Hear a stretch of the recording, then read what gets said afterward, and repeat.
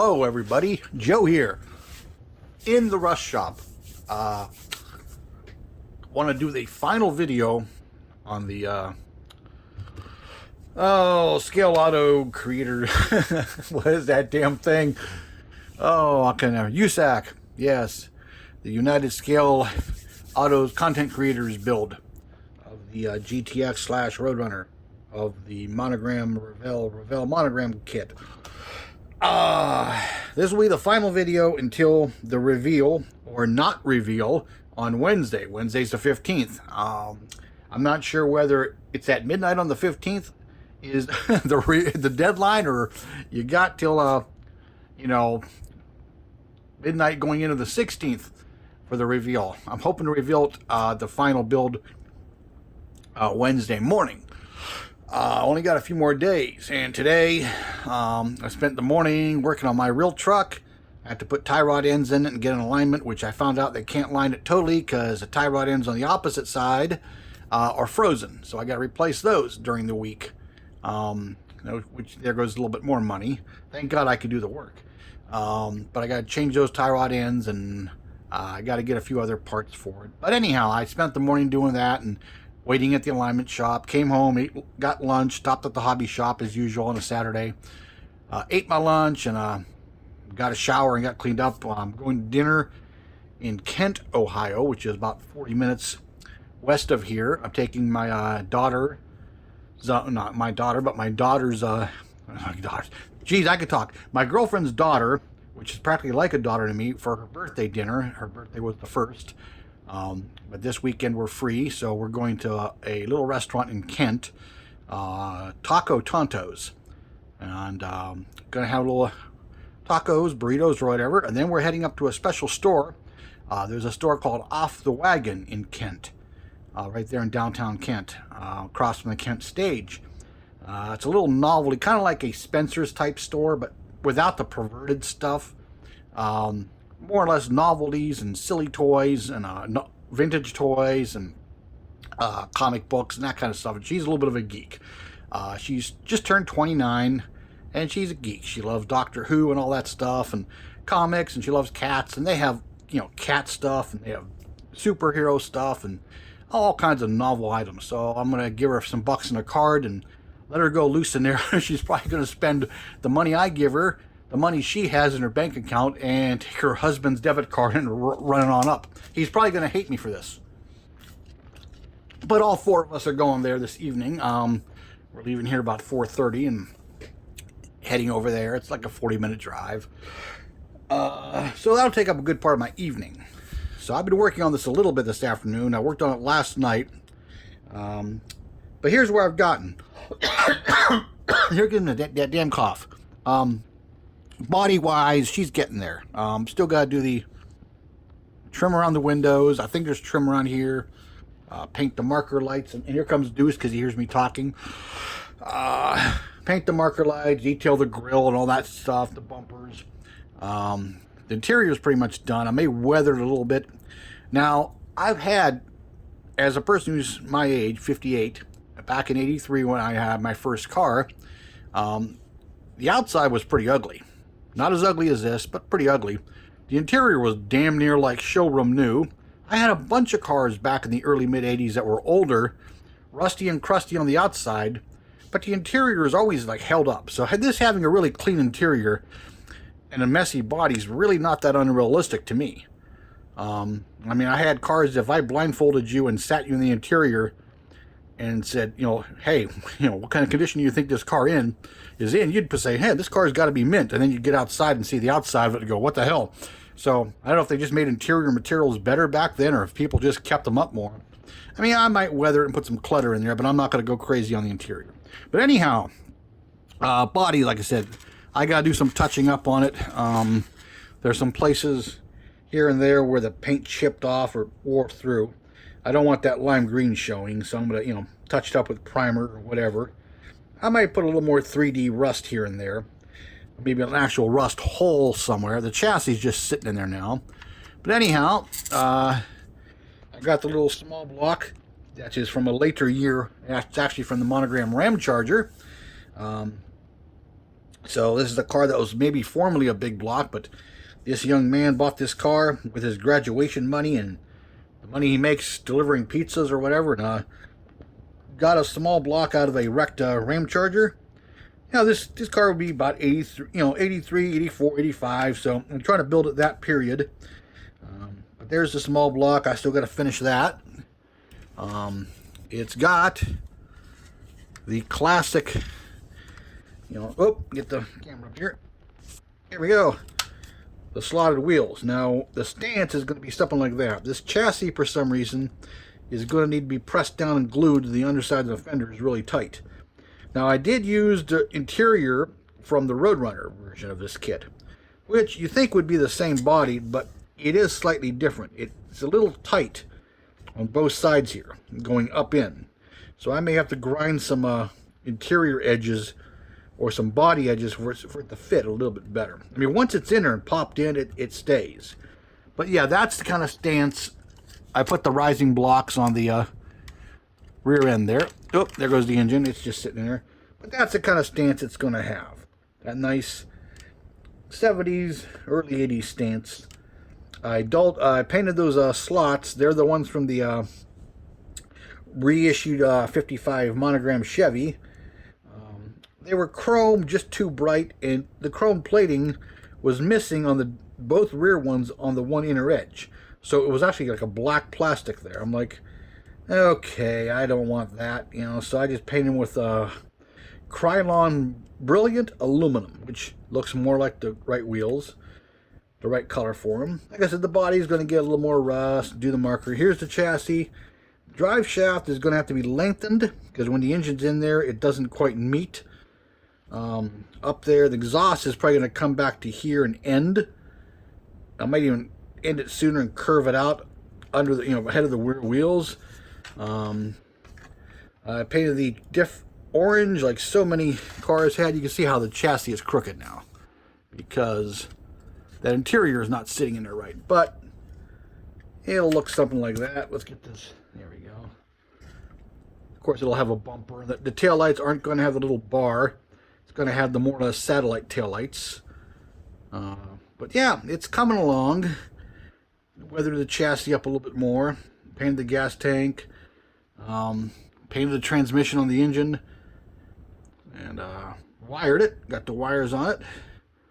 So, got to paint the starter and all that good stuff.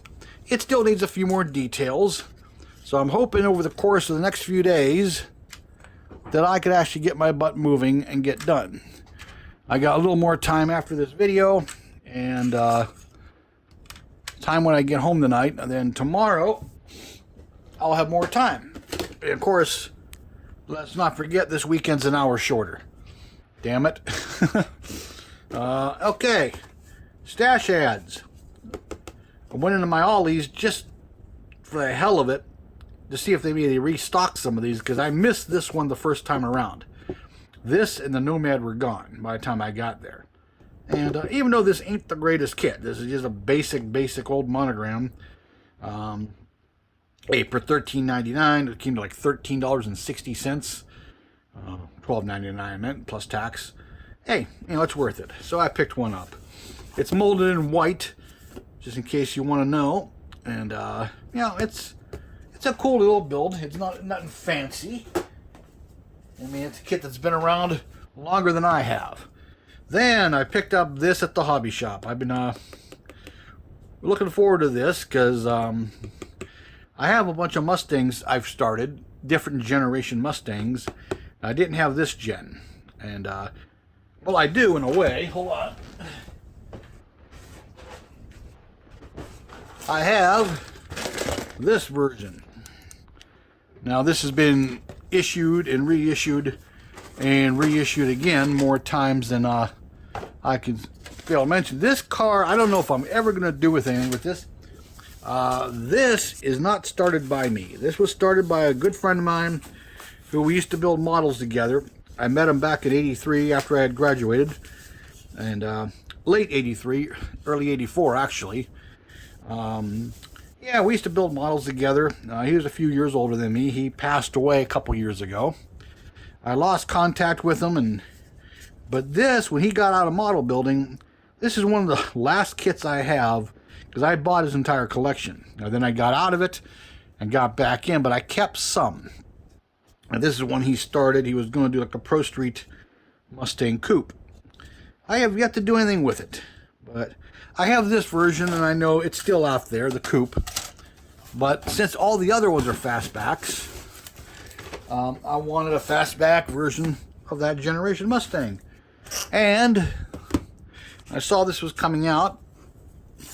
Now I know a lot of people aren't going to like it because it's basically a modified reissue of what I just showed you. It's you know, they retooled the fastback body because it had been modified into a altered race car, I believe. So let's see. Let's take a look at this body here. Oops.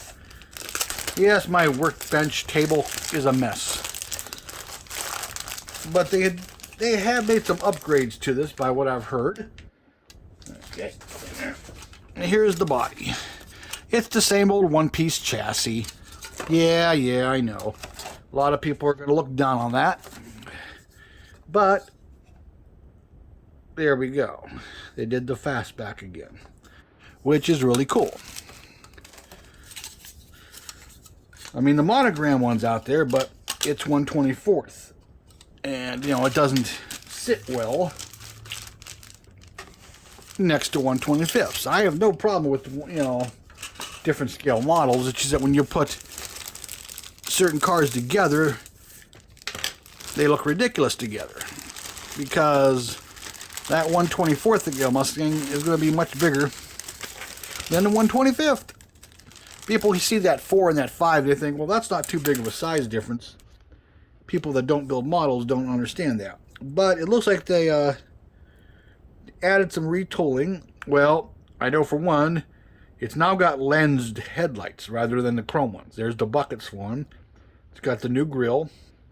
It's got a different bumper too, because it's on a separate sheet. And then it's got the hubcaps, but it's also got these nice aftermarket looking wheels.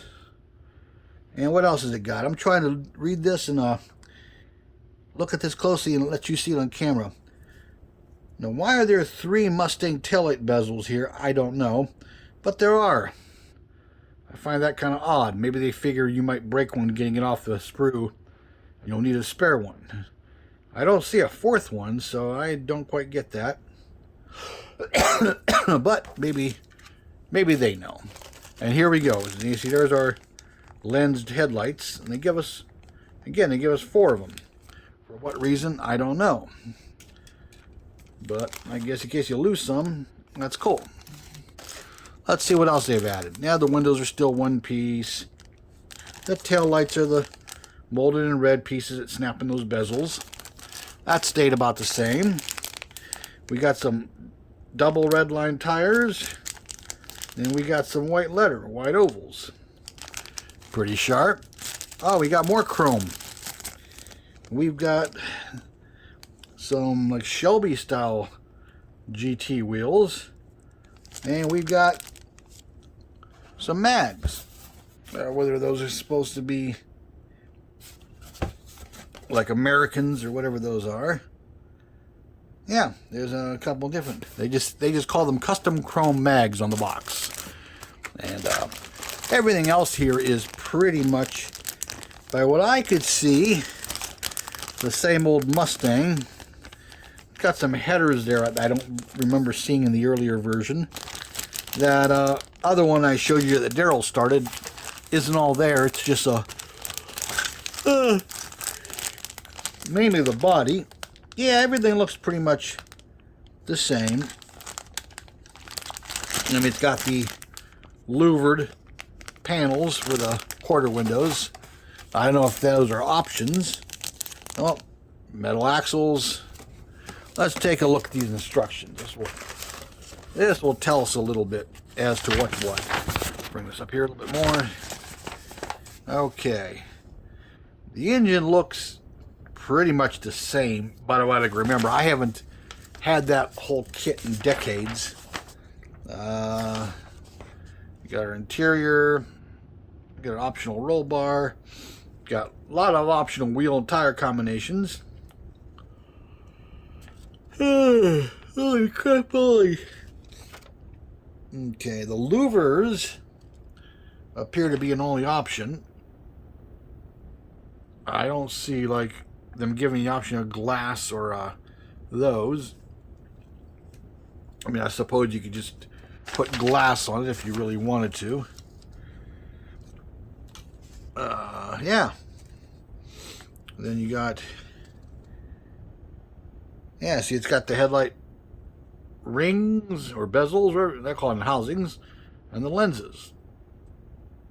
And you got an optional spoiler, custom front pan, custom, and okay, cool. Let me see. They have a, oh yeah, stock. There's a different front pan, if you so choose. Front bumper, rear bumper. Let's see what the differences are here. Yeah, I think you could use a different bumper for that, but here are some options there. So yeah, it looks like a pretty cool kit. Let's take a look at these decals up close and personal here. Oh god, this table's a mess. But let's take a look-see. Let's take a look at the decals. Let's bring this camera back down this way. Okay, what do we got here? We got our GT type decals and black, white, and red. We got the Tasca Ford. Excuse me. We got door handles and window cranks, which would probably be beneficial to some degree because I don't think there's a lot of detail in those door panels that get this old. But I'm glad to see they did the Kootler Racing Team, and oh, you got some nice decals there. Make a race version or a stock version. Nice. Yeah, I like it. You got the side badges. You got the Tasca Ford. Nice. But yeah, I just wanted to take a quick look at that. Show you guys that. I gotta get my butt ready to go here in a bit. I mean, I got time yet, but still. I'll try to get a couple more details done on the old GTX Plymouth Satellite Roadrunner, whatever you want to call this thing. Mine's kind of a conglomeration of parts, making it like, hey, some guy bought a used satellite or you know, sports satellite, whatever it was back then, and maybe you got some GTX parts and an aftermarket hood scoop. You know, trying to make it look like that kind of car. You know, that'll always do good.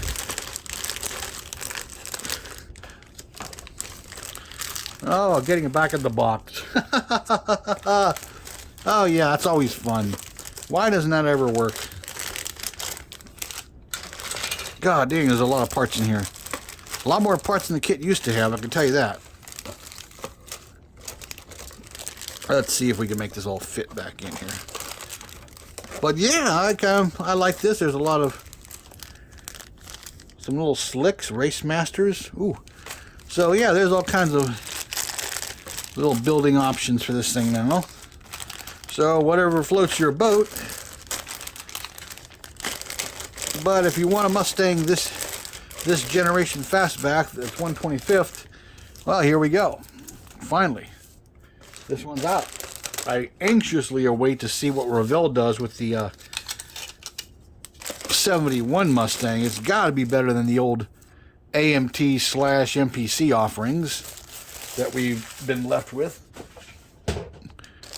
It looks to me like AMT and MPC stuff round 2 should just kill the molds on those, because I think the Revell one's gonna take it over. But yeah, just picked that up today, and that it's some clear sheet plastic because I gotta do some side windows for some slot car body projects. And that's it. Well, hey, this video's already been 20 minutes almost, so I'm gonna cut this short and get my butt moving, do a couple other things, and go make a trip to Kent. So excuse me. Oh, come on, yawn. As soon as I start doing this. It's always funny. Yes, that was me. Okay. Hey, everybody have a good evening, good day, whatever. It depends on what time you're watching this. And like, comment, subscribe if you haven't been. I thank those who are. And next time you see the Plymouth, it will be done, or it should be done. I'm hoping to reveal it Wednesday morning. Maybe Wednesday afternoon, if worst comes to worst, if I got to take it to work in the morning and do finishing touches. But I got late tonight, most of the day tomorrow, I hope. But maybe not, because I was at the shop today. One more thing here. Let me add this in real quick here. I was at the shop today, and I should have picked up, I have a little mini toolbox. I should have loaded it with tools. A buddy of mine got a new car stereo for his wife's minivan. And he's like, oh, let me know when you could do it. I said, yeah, sure, one of these weekends. I should have picked the stuff up so I could shoot to his house after, maybe tomorrow or something and do it real quick. But I forgot to grab the tools when I was at the shop today. I know he has some, but he may not have some of the stuff I have to do this.